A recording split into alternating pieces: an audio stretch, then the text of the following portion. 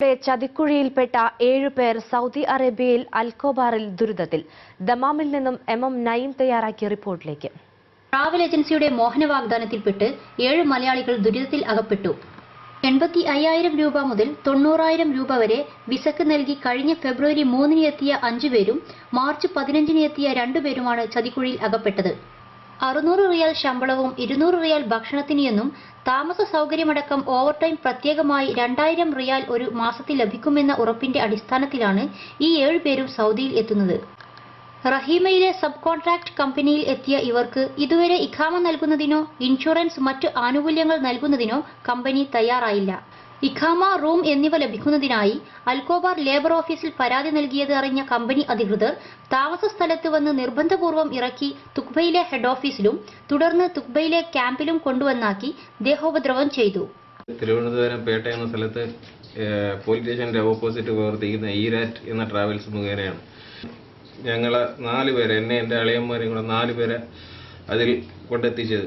ഇതേക്കൂട്ട് 85,000 രൂപ വേണമെന്ന് പറഞ്ഞ് ഇതേക്കൂട്ട് നല്ലൊരു പണിയാണെന്ന് പറഞ്ഞു സൗദി അറേബ്യയിൽ.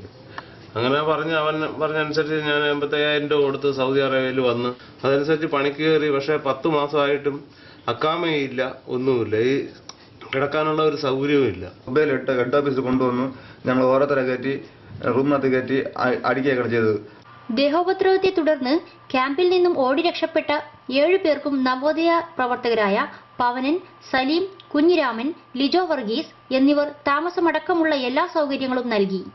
കഴിഞ്ഞ ദിവസം നവോദയ പ്രവർത്തകർക്കൊപ്പം ലേബർ ഓഫീസിൽ പോയി കാര്യങ്ങൾ വിശദമായി അന്വേഷിച്ചപ്പോഴാണ് ഇവരുടെ കമ്പനി റെഡാണെന്ന് അറിഞ്ഞത്.